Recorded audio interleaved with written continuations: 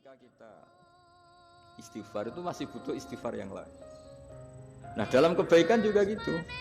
Ketika kita baik jadi orang soleh, ternyata bawaan kita ingin dihormati. Dulu sebelum kita soleh itu ya kalau di majelis di belakang nggak tersinggung, nggak diperlakukan khusus, nggak tersinggung. Tapi setelah kita soleh, setelah kita kiai, setelah kita dosen, setelah kita rektor, kalau nggak duduk di depan tuh kayak nggak diregani. Itu ya termasuk mental-mental yang kurang baik kalau dalam ilmu tasawuf. Justru setelah kita terpelajar, malah permintaannya aneh-aneh. Padahal agama ini hanya mengajarkan wa ma umiru illa liya'buduha mukhlishina lahuddin. Agama ini hanya mengajarkan kalau ingin jadi orang soleh yang ikhlas. Kalau ingin jadi dosen, ya dosen yang ikhlas. Kalau ingin jadi guru, ya guru yang ikhlas. Karena biaya ndak ikhlas itu mahal sekali.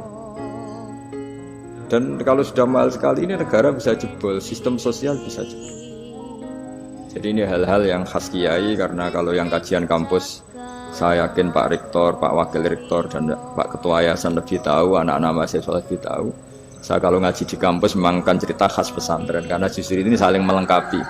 Saya tidak berubah basi bicara ilmu khas mereka karena mereka lebih tahu. Kalau dalam bahasa Rasulullah SAW, antum a'lamu bi umuri dunyakum. Kamu lebih tahu tentang urusan yang kamu geluti. Tapi kalau urusan akhirat, urusan agama mungkin karena kita yang menekuni itu mungkin kita lebih tahu. Nah, di antara ilmu yang saya utarakan hari ini, sore ini, bahwa orang soleh sendiri itu sebetulnya nanti masih ditanya sama Allah tadi. Kenapa kamu nyembah saya? Karena ingin masuk surga. Kenapa kamu nyembah saya? Takut neraka. Lalu kamu tidak hormat saya, kata Allah. Ketika saya tidak bikin surga, tidak bikin neraka.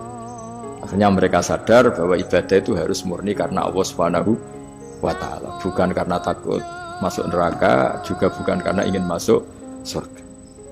Nah, sama seperti kita mencintai anak kita, yaitu sebagai karena anak kita. Jangan karena anak kita ringkeng satu, anak kita kumplot, lalu terus kita membiarkan anak kita saat ada anak kelas.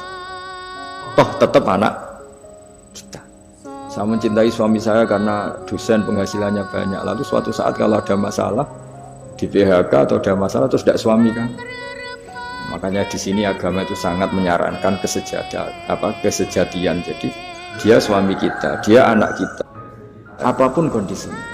Nah kira-kira gitulah, ikhlas itu kira-kira seperti itu. Jadi jangan sampai alasan-alasan yang bersifat materialistik itu yang menjadikan kita mencintai istri karena cantik, mencintai suami karena hasilnya besar. Suatu saat kalau itu berubah, kita akan masalah. Di sini agama menyarankan ikhlas.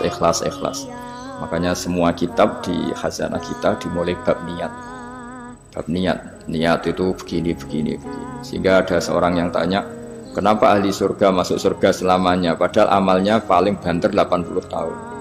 Tetapi kenapa ahli neraka akhirnya masuk neraka sampai selamanya? Padahal kalaupun dia bejat hanya 80 tahun.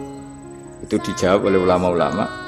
Orang mukmin itu berkomitmen akan iman andikan hidupnya selama-lamanya, sehingga dibalas dengan masuk surga selama-lamanya. Sementara orang yang fasik, yang berbuat hanya mengumbar nafsu, bayangan dia kalaupun hidup 1000 tahun ya akan begitu terus. Dan dia ketika mati dengan status dia berencana andikan sehat maksiat terus. Karena punya rencana seperti itu diganjar neraka yang selamanya lama.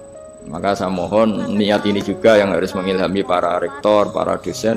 Andai kan sudah ada jabat pun tetap berkomitmen pada institusinya, pada yayasannya. Jangan kalau jabat serius, kali tidak jabat malah ganggu. Itu nggak boleh. Harus. Saya sendiri juga gitu. Saya populer apa enggak, saya keren apa enggak, saya akan berkomitmen tetap mengkhidmati agama. Nah, dengan seperti itu berarti sudah biniyatin sholihatin, punya niat yang